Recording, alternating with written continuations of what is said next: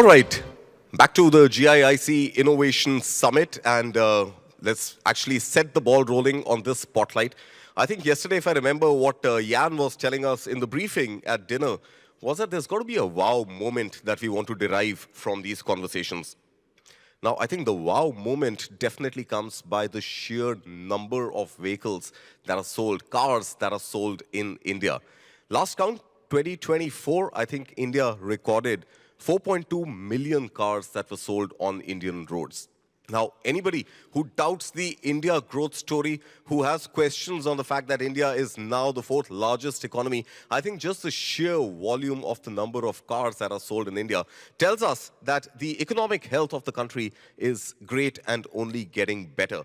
I think things were very different, Jorg, when you were in India and when you were heading Volkswagen more than 10, 12 years ago. I think that story, the automobile story, the aspirational India story has really gotten into overdrive, hasn't it? It has. At the time when we started, this was really quite different. And we had big expectations at that time, and how the market will be grow and so on, and how the success of our cars will come. What was not in that range we have expected, but it went very well on. So at that time, it was a good start. Right. And, it's also another wow moment for India also comes from the fact that a big chunk of the cars which are sold in India right now are not, with due respect to the speaker from Maruti Suzuki who was here just a short while back, are actually not the Maruti 800s or the Altos. They are not the smaller cars, but rather Indians are now fancying the SUVs a lot more than perhaps in your time in India. Yes, at that time it was a sedan, what was mainly the car, and a little hatchback. And now it changed, as you rightly said. Nowadays, if you see the figures, you have the SUVs far in front, then the hatchbacks and sedan just a little. So this really changed quite a lot. Right. So I think to really be relevant to the German audience also now, I thought let's structure this spotlight dialogue into 3 or 4 very critical buckets. And some of these buckets, I believe, begin, of course, we are doing the Innovation Summit here. So one cannot not talk about innovation. Innovation in technology becomes the first pillar that I'd like to discuss and get Jorg's views on. But I think beyond innovation and beyond technology, sustainability is a large theme which is driving the global agenda when it comes to automobility. Donald Trump notwithstanding, drill baby drill notwithstanding. And I think the last point also happens to be around culture, around what is the message and what are the values that must be drilled down to the last factory worker in the large ecosystem of auto manufacturing in India. So let's take them one by one with Jorg.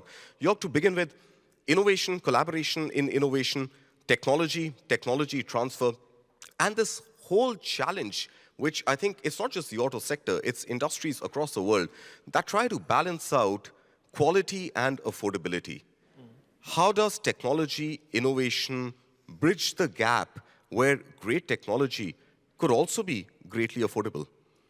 I would take a look into the different markets. Let's take the Indian market, as we talk about India, it is very important to understand what customers want to have, what their needs are.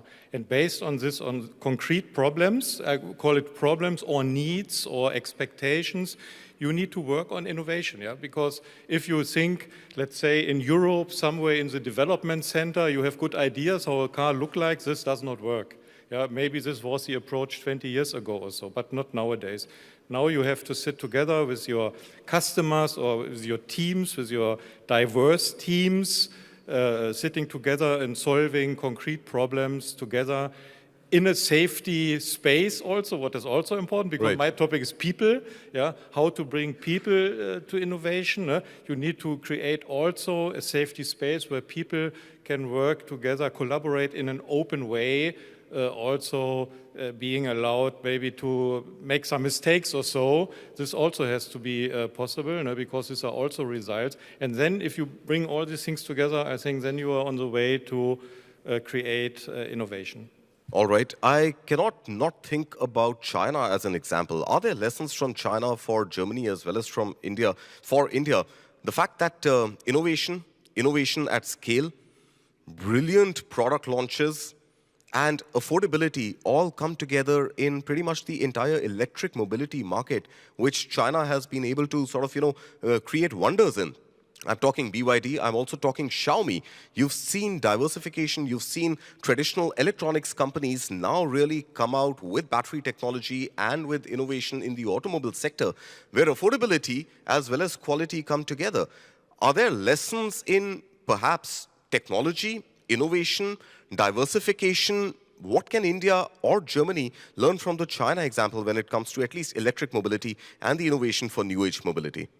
I mean, if we take a look into China, then we see that the Chinese automobilists have learned how